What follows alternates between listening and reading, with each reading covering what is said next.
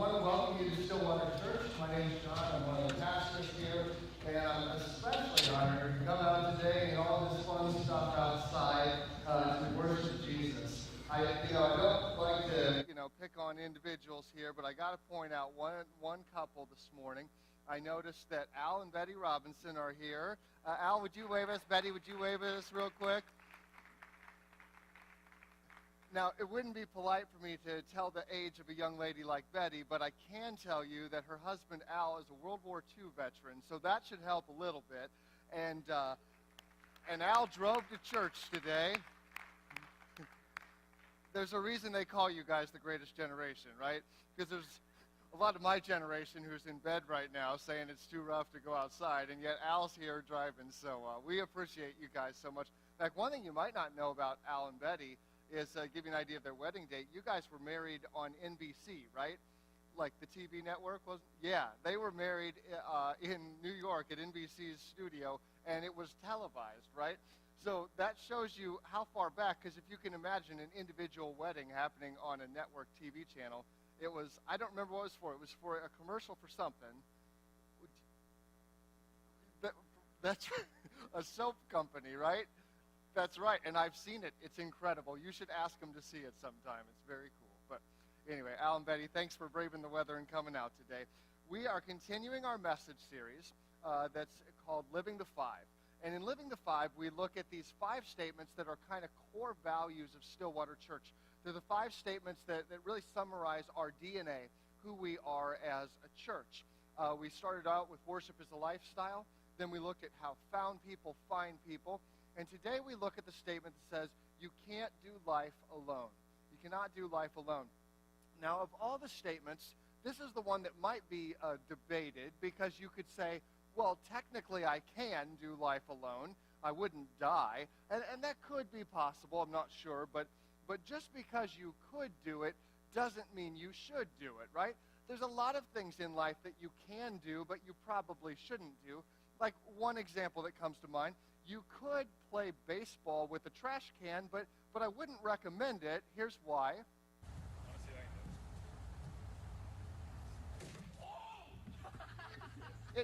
Let's watch that one more time and think about who would you like to be pitching for you in this game if you had the trash can. Yeah, there you go, right? You could do that, but you probably shouldn't, There's just things in this world that could be done, but they're not necessarily wise. And doing life alone is a silly thing to do. It's really contrary to how we were created. Because when God made us in the Garden of Eden, God made creation. And he kept saying this rephrase over and over and over. He made such and such, and you had evening and morning, and you had the first day, the second day, the third day. And after God creates these things, he says, it is good. That's right. It is good. And yet there's one time that he says it is not good. Remember what that was? It's not good for, that's right. It's not good for people to be alone. So God creates Eve so that Adam's not alone. And it's symbolic of the fact that we need one another. It is not good for us to be alone. God has created us to do life in community with each other. We support each other in the good times and in the bad times and everything in the middle. We need people that we can go to for advice, for encouragement, for accountability, for love, for support, for times that we need wisdom, for times where we're going through a tough time, or for times where we can share our wisdom with others and to help them through. We need this so much in our lives. I want to share with you the story today of a woman named Naomi and her daughter-in-law, Ruth. In fact, you might go home today and read the whole book. It's a whopping 4 chapters, right? So you can kind of get the whole story. I'm going to summarize it for you here today. But this story is one that shows us how much we need other people. Naomi was a woman who was an Israelite, and she grew up. She married a man named Elimelech, and they lived there in Israel. They had 2 sons, and they had what most likely was a very good life. But then tragedy struck. There was a famine in the land, and the famine was so severe that they fled to Moab, a nearby country where they could find food. Because, see, in those days, when you're in a very farming-based society, and you don't have all the luxuries that we have today, a famine would cause devastation. Many people could die, and so civilization sometimes would even have to relocate because of these if they were bad enough. And so that's hard for us to comprehend because we live in America, the land of the free, home of the Whopper, right? We've got food all over the place. We don't worry about food shortages and famines and things like this. But this is very real still in many parts of the world today. So you have Naomi and her family. Naomi and they move to Moab, and there the boys grow up and they get married. They each take a wife. One married a woman named Orpah. The other married a woman named Ruth. So then, tragically, their father, Naomi's husband, he dies. Okay, so he dies, and Naomi is left a widow. And now she has just herself and her two sons and their wives. Tragically, again, her two sons die. So here's a woman who had to leave her people, then she lost her husband, then she lost her two sons. She's, for all intents and purposes, she's alone in this world. Because it wasn't right, but the way that society operated at that time was a very male-driven society, and it was extremely difficult for a widow to make it. It was very difficult for her to find profitable employment that would meet her needs, and it was so they were just in an awful situation. And poor Naomi, I mean, you can imagine how she'd feel. I know some of you have lost a spouse. Others of you have lost children. Others have lost someone who's really, really close to you, and you know that feeling of missing them, of feeling so alone. You know what it's like to hurt in that way. So you identify with a bit of Naomi's pain. Now imagine that times all the different losses in her life. And so she was hurting, and she decided after these terrible losses that her best bet was to go back to Israel. And this is probably true because she's a widow in a foreign land. So she goes back to Israel. She's probably been gone for many years, and who knows who she'll find back there, but probably hoping to find some relatives who might help her out. And so she starts to head back, and her daughters-in-law, they start to head back with her. Listen to what she says, Ruth chapter 1, verse 8. But on the way, Naomi said to her two daughters-in-law, "Go back to your mother's homes, and may the Lord reward you for your kindness to your husbands and to me. May the Lord bless you with the security of another marriage." Then she kissed them goodbye, and they all broke down and wept. "No, we want to go with you to your people." So Ruth and Orpah, they say, "We don't want to leave you, Naomi. We love you. We want to go back to your place. We want to go back to Israel, the place that you've come from." And I think this is an extremely strong thing that they do, because Naomi wasn't really the easiest person to love at this time. I mean, for one, she was hurting, of course. She was broken. She wouldn't have been able to take care of them financially. But if we hear her level of bitterness, we'll skip forward a few verses for a minute. Verse 20, where Naomi says this, "Don't call me Naomi," she responded. By the way, the name Naomi means pleasant, okay? So she tells people, "Don't call me pleasant anymore. Instead, call me Mara." Mara means bitter. So she takes a completely opposite name. I've been known as the pleasant one. Now you call me bitter. Why? The verse continues, "The Almighty has made life very bitter for me. I went away full. I left Israel full, but the Lord has brought me home empty. Why call me Naomi when the Lord has called me to suffer, and the Almighty has sent such tragedy upon me?" She's hurting. She's bitter. By her own account, she's broken. And on the one hand, you can't really blame her for feeling bitter. I mean, she had lost everything. But one thing about the story is that she blames God for all of this. And the story never says that God took her husband, took her sons. Just because something bad happens in life doesn't mean that God has struck us or that God wanted or caused that problem. But Naomi, as many folks do, kind of blames God for this, and we could understand why she may feel this way. And so Naomi is in a very bitter, hurting place. It would have been a really easy time for Ruth to kind of take an out, to say, she's right. Israel's not my home. I don't need to go back there. Why would I want to be a widow in a foreign country by choice just to follow my bitter, angry mother-in-law? Really, why would I want to do that?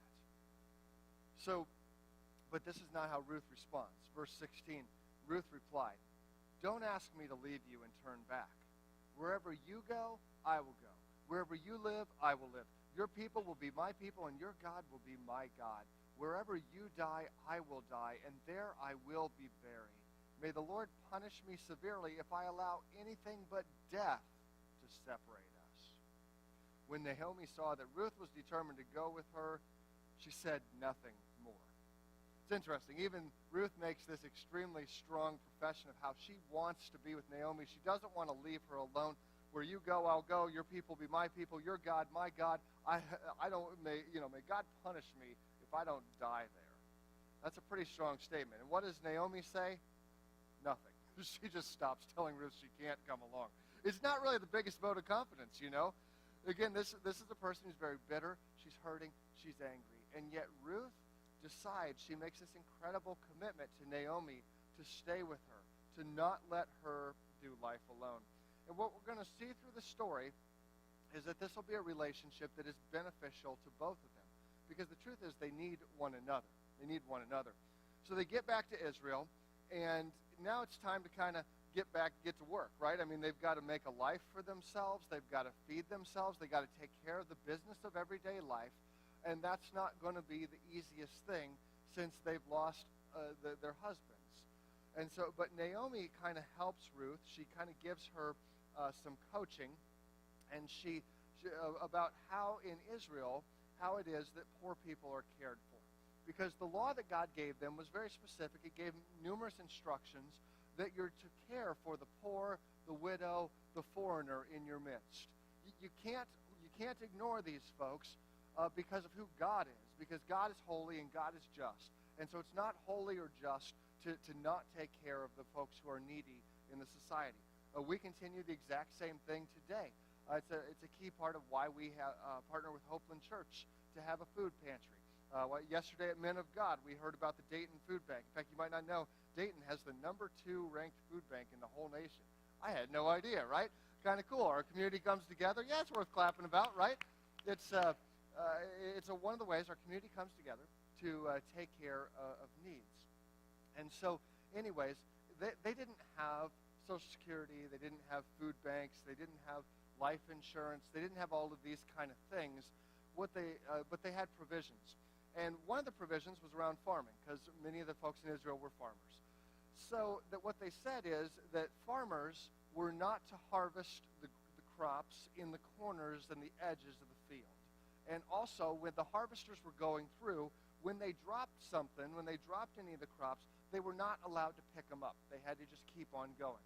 And so then the poor folks would come, the widows would come, and they would follow the harvesters, and they'd pick up everything they would drop. And in addition to that, they would harvest the edges of the field and the corners of the field. Okay, so this was one of the ways, and so it was a way that the widows could go work, but they could be provided for. It was not a dream job. It was not what the job everybody wanted. It was hard work. It was low pay. The workers were not always nice to the people who were gathering crops, but it was the best option that they had. So Ruth goes out, and she does one of the most basic jobs that there is. But Naomi has kind of given her this advice. But look at how God provides for her. Verse 3 of chapter 2. Ruth went out to gather grain behind the harvesters. As it happened, she found herself working in a field that belonged to Boaz, the relative of her father-in-law, Elimelech. Okay, I like this as it happened business, right? Like, Naomi doesn't send Ruth to this field directly. It just so happens she finds one that's owned by a relative of theirs. And we'll see in a little bit why that's significant. But it's one of those things, the story writes it as kind of a coincidence, right? Like, oh, as it happened, she went to just the right field. where I tend to think it's not a coincidence, but maybe you've heard the word God incidents, right? Where God sets things up and God provides. And I really believe that God does that in all of our lives, that he's providing for us in ways that we don't even understand or see or acknowledge sometimes. That God is caring for us, God is meeting needs. I bet as you look back, you can see times in your life where you've had some coincidental things. A person that you met, a job that opened up, even a tragedy that happened, and yet then it opened the door for something better and bigger in life later on. God's faithful, even in the midst of our challenges and the messes of life. And so Ruth goes out to Boaz's field. Boaz himself doesn't work there. He hires people who work there. And then, of course, there's going to be a regular group of widows who come, and they're allowed to glean in that field. So then Boaz comes to the field, though, and he visits. If I can kind of summarize the story here. And Boaz visits the field, and he sees Ruth out there. And he says to the foreman, hey, who's the new girl over there? I don't recognize her.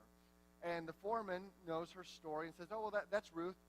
She's moved here as a foreigner to help take care of her mother-in-law. And Boaz is really struck by the generosity of this girl, that she would do something like that, because it really was an absurdly ridiculous thing to do. I mean, just put it in our context. Would you move to a foreign country with your mother-in-law who was angry? Probably not. I'm guessing many of us maybe struggle to see mother-in-law on Christmas, right? She's here moving to another country to take care of her, you know? This is incredible generosity. And Boaz sees this, and he recognizes this. And so he responds by giving some instructions to his hired men. You know, hey, leave a little extra for Ruth.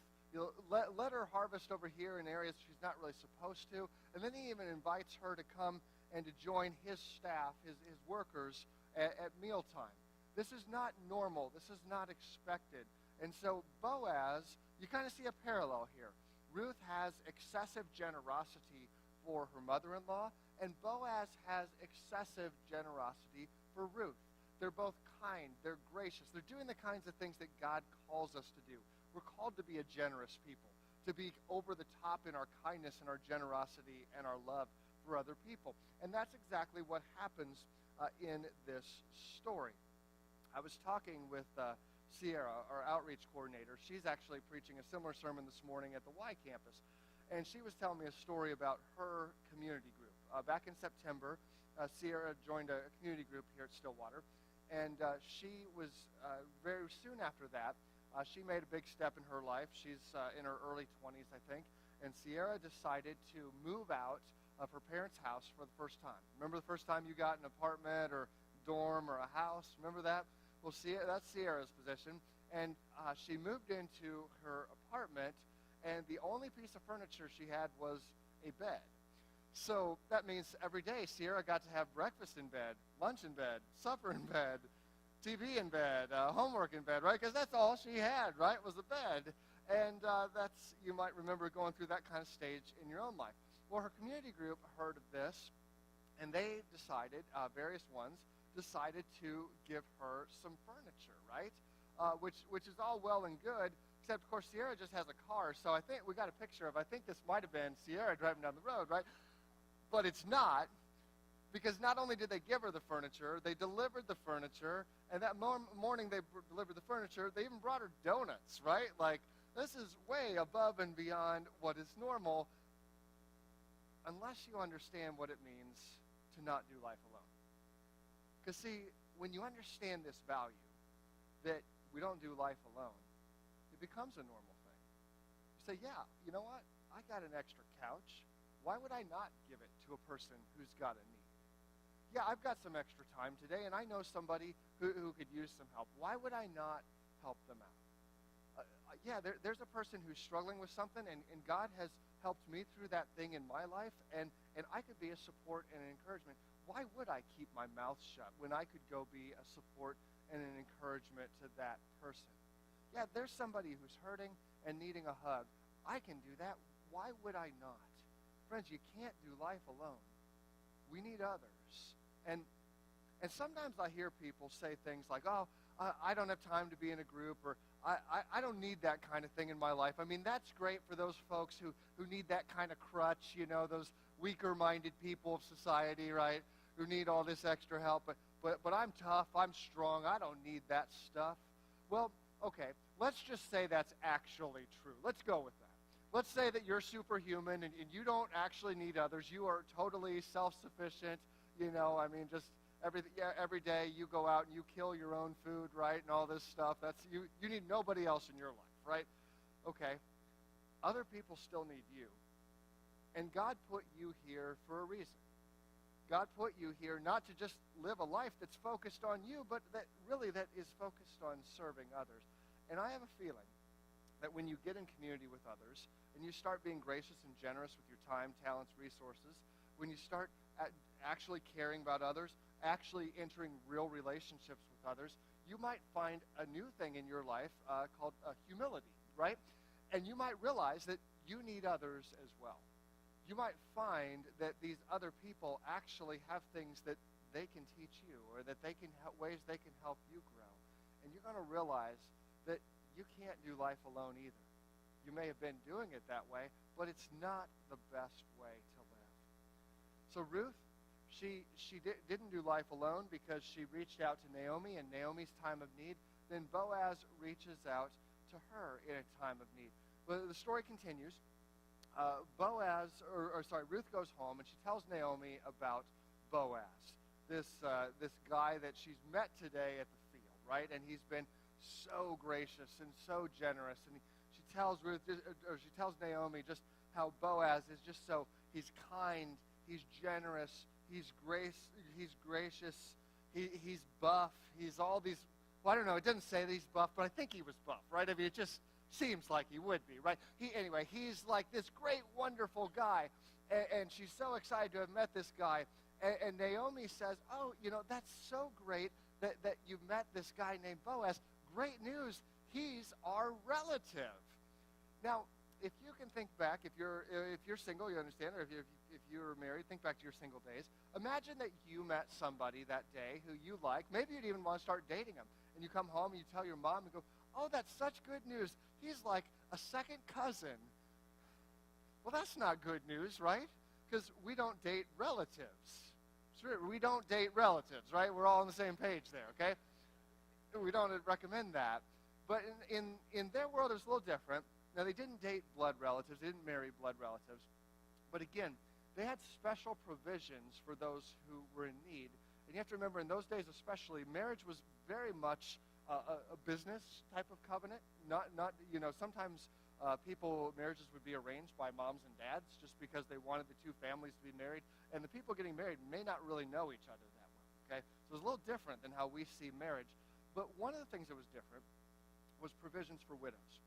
Because, again, they don't have life insurance, Social Security, ability for women to make substantial income on their own. And so they had to have laws to protect widows. So let's say that you're a guy and you have a brother, and you and your brother each marry somebody, and your brother tragically dies in an accident, okay?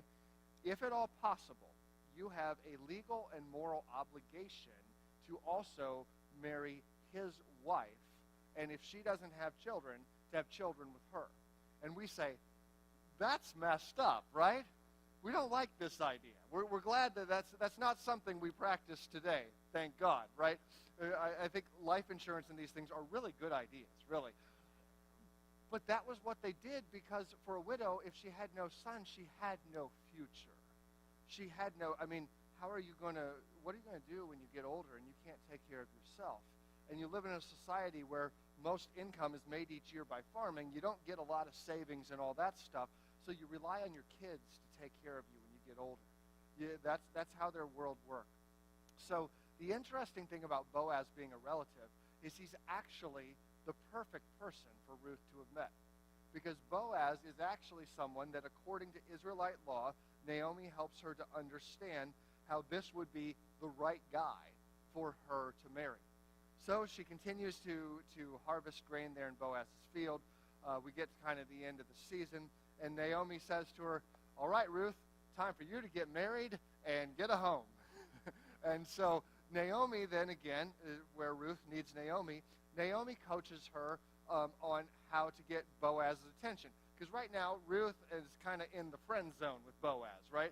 They're not like romantic, but they're friends, right? And at least Naomi wants Ruth to move out of the friend zone and like to get married to Boaz. So she coaches Ruth on this. It's a different world, different stuff. It's a little complex. We won't go into all the details, but basically, they end up getting married, and they end up having a child. And there's a cool detail at the end of the story that would be easy to miss if you just skip those parts with names in them. Let's check it out. Verse 421. Boaz was the father of Obed. Okay, so this is Ruth and Boaz. They have a son named Obed. Obed was the father of Jesse. Jesse was the father of David. Recognize any names in there? You've got David, the greatest king of all Israel, the man after God's own heart, the one whom God says, David, you'll always have a relative on the throne. And guess what? He still does. His name is Jesus. It would be through David's family that Jesus himself would be born, of the house of lineage of David, as Luke tells us. And so through Ruth, Naomi, Boaz, this crazy and sometimes kind of weird story of how God works with people who knew that they couldn't do life alone. God brings about the ultimate reason for us not to do life alone, and that's Jesus Christ. He sends his son down from heaven to earth to live here among us, to walk here in this place, to ultimately to give his life for you and for me as a ransom for our sins, so that we can know God both now and throughout all of eternity. I sure am glad that Ruth didn't want to do life alone. I'm glad that Naomi was there for Ruth, and Ruth was there for Naomi, and Boaz was there for Ruth. That here, this great story of folks who refuse to do life alone is ultimately a key part in the lineage of Jesus. God uses a foreign widow to be one of Jesus' relatives. And I think he wants us to see in this story just how important this community and these relationships are. You never know. You never know how God will use your simple decisions to make a huge impact in the lives of others. Ruth could have never known that decision to move to Israel with Naomi, how this would change her life, Israel's lives, and even our lives today. She was just doing what seemed to be the most faithful thing in the moment. And really, friends, that's what we're called to do. God may be calling you to some simple, faithful things today. And who knows, they could just be normal, simple things that make a small positive impact. Or they could be things that make an impact beyond what you will ever dream, imagine, or see in your lifetime. That's how good God is. God can do that. You can't do life alone. You never know how God wants to use you. Maybe you know somebody who's in need right now. Maybe it's somebody who needs furniture. Maybe it's somebody who needs love, support, encouragement, who could use for you to go to the grocery store for them this week and buy stuff because the supplies are low, who could use you to send them a text because they're going through some really rough times, who could use a hug or a note or how you take them out for lunch, whatever it may be. Whatever it is, I'm betting God's laying that on your heart. If not, I challenge you to pray and ask him what it is, and I think he'll do that. I'm pretty confident that he will.